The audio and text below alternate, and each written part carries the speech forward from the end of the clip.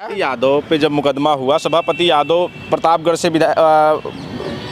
से हैं, मामला ये सुल्तानपुर का है, वो भी पूरे लाव लश्कर के साथ वहाँ पहुँचे और वो लगातार पुलिस का आरोप है कि वो धक्का मुक्की पुलिस वालों के साथ की। उसके बाद जो है वो लाश को सार्वजनिक स्थान पर रख कर जो है माहौल ख़राब करने की कोशिश करते। तो क्या जरूरत थी उनको वहाँ आके जो आप वहाँ पर थे? वो सार्वजनिक स्थान नहीं थी कि मुजरिम भी तुम ही हो, अदालत भी तुम ही हो, जज भी तुम ही हो, हमें पता है कि तुम्हारा फैसला क्या होगा।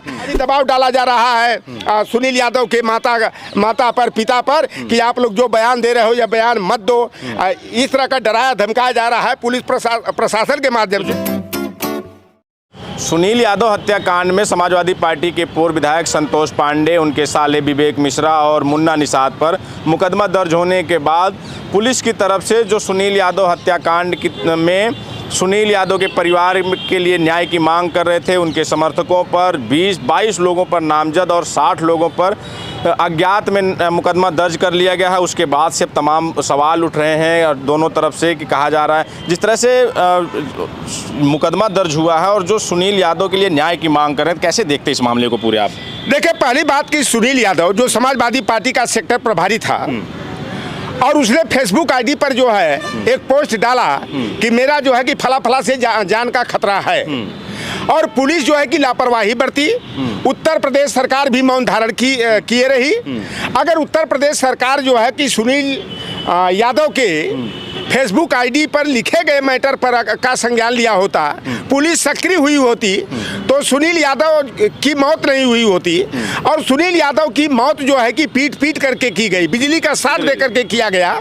लेकिन जो है कि ब्रिजेश पाठक जो उत्तर प्रदेश के मुख्यमंत्री हैं, उनके दबाव में सीएमओ आकर के जिला और पुलिस प्रशासन होकर, क्योंकि ये उप मुख्यमंत्री भी है, स्वास्थ्य मंत्री भी है, उस मामले में जो है पूरा जो जनेऊ नेक्सस है, सारे लोग चाहे वो सपा में हो चाहे वो भारतीय जनता पार्टी में हो, वह पूरे जो है कि ब्राह्मण अपराधियों को बचाने में एकजुट हो गया है। यह घटना राजा यादव वाला मामला चाहे रायबरेली का रहा हो, आपने देखा कि किस तरह ब्राह्मण लाभी एकजुट होकर के जो है अपराधियों को बचाने का काम किया। चाहे वो कौशाम्बी में पाल बिरादरी की लड़की के साथ जिस तरह अप्राकृतिक कुकृत्य जो है धन्नू तिवारी के द्वारा किया गया, और ब्रिजेश पाठक ने पूरा दबाव डाल करके प्रमुख सचिव गृह पर कैसे मामले में उलटफेर करके अपराधियों को बचाने का और पीड़ित पक्ष को ही जो है कि अपराधी बनाने का काम किया।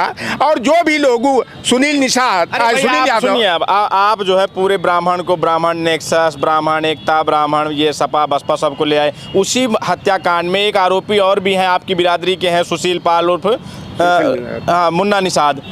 सुशील निषाद और मुन्ना निषाद भी हैं, वो भी आपकी बिरादरी के हैं। तो ये कैसे जो है, क्या वो भी तो आपकी बिरादरी के हैं? तो कैसे? देखिए, अपराधी होता है। अगर मेरा भाई भी अपराध में लिप्त है, अपराधी है, हत्यारा है, बलात्कारी है, तो उसके अपराध की सजा मिलनी चाहिए। मुझे एक घटनाक्रम याद आता है कि हम लोग बचपन में जो सामंती जाति के, वर्चस्ववादी जाति के थे, जमींदार किस्म के थे, तो यादवों को लठवाहा के रूप में रखा करते थे।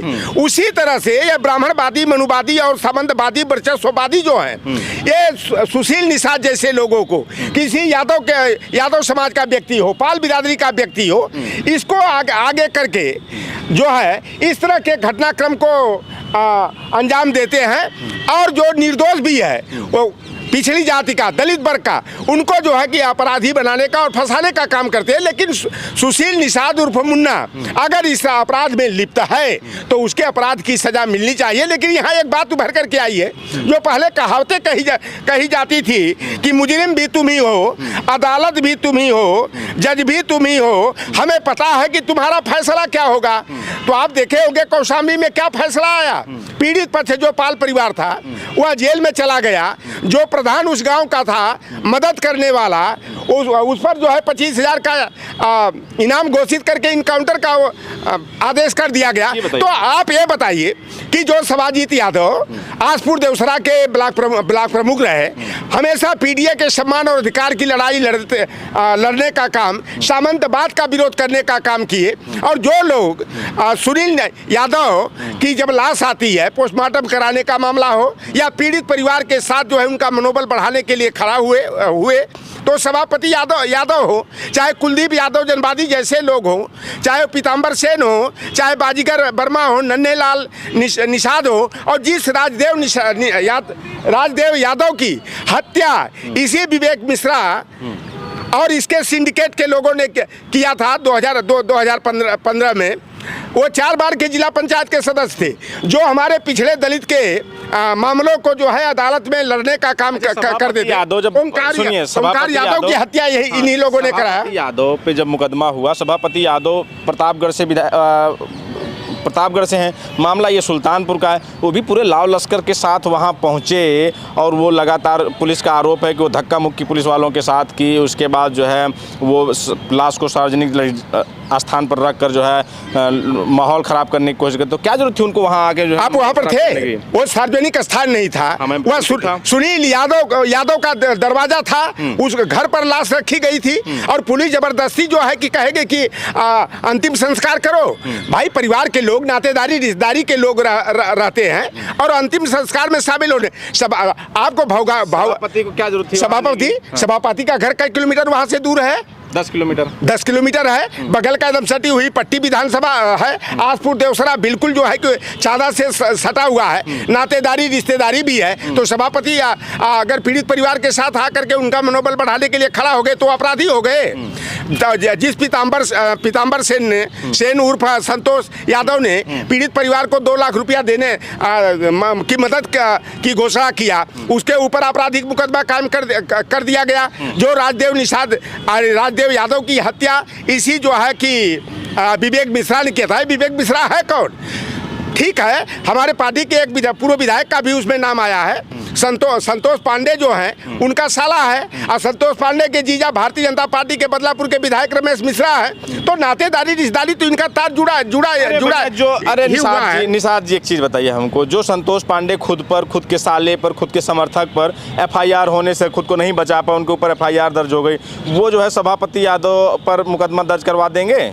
आप ये बताओ, वहाँ का जो कोतवाल है SS सिंह जो है, वह क्या कहा था यादवों को कि अहिरो होश में आ जाओ, नहीं तो इतना मारूंगा पिछवाड़ा लाल हो जाएगा और ऐसे मामले दर्ज कर दूंगा कि तुम लोगों की जिंदगी बर्बाद हो जाएगी। माँ बहन की भद्दी का गालियां दिया था। और ये सभापति यादव को आरोपित कर रहा है कि ये धक्का मुक्की पुलिस से करने का काम किए।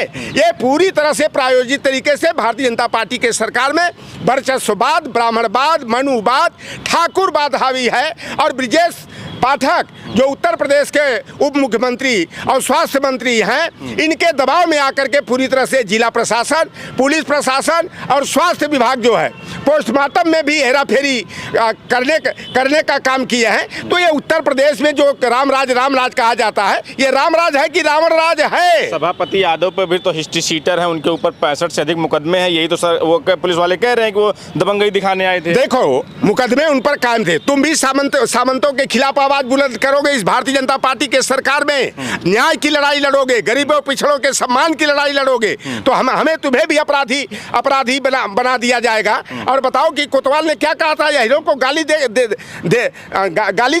भद्दी दिया कि तुम्हारा पिछवाड़ा लाल करने का काम करेंगे। और जो लोग इसमें, अब बात तो वही आ गई कि हुकूमत तुम्हारी, सियासत तुम्हारी है, मैं मुजरिम तुम्हारे, अदालत तुम्हारी है, तुम्हारे ही शोले, तुम्हारी ही पत्थर, तुम ही बंदूक का त्रिशूल खंजर, तुम्हारी जबा है, तुम्हारी ही गाली और तुम्हारी है तहजीब कितनी निराली।